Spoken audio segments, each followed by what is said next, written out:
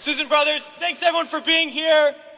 And we are here to say to all those serving in the Army and the Marines and the Air Force and the Navy that you have the absolute right to refuse to take part in these criminal wars, and that's a right that all of you should exercise. You have no reason to go put your life on the line and kill and die for profit.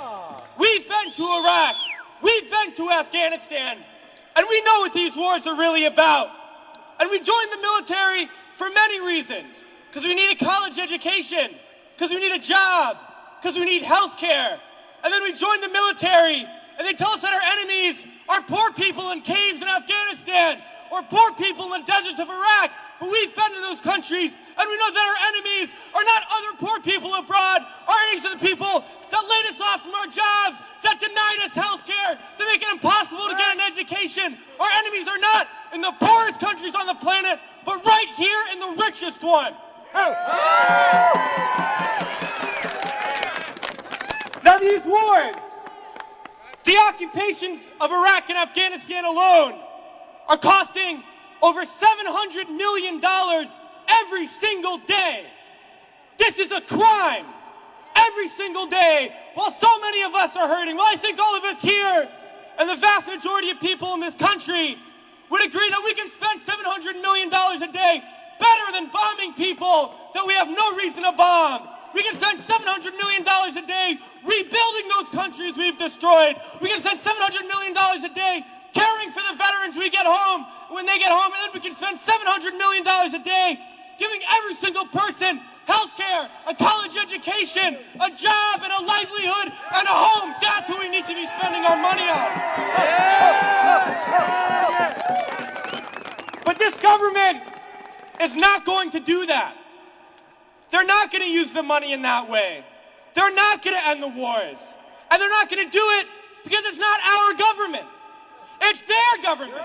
It's a government of the rich. It's a government of Wall Street, of the oil giants, of the defense contractors. It's their government, and the only language that they understand is shutting down business as usual. And that's what we're doing here today, and we're going to continue to do until these wars are over. It's crystal clear now that these wars are going to continue and expand and go into other countries. That is the trend. That is what we know, that there is perpetual war, and it's only going to stop if the people stand up and stop it. And that's what we're going to do, sisters and brothers. And a lot of people ask me, what do we do? Because we all know things are bad. We all see the atrocities on TV. We read about it. We experience it. People always ask, what do I do? Because we always want to know what to do. Do we vote? Do we support a politician?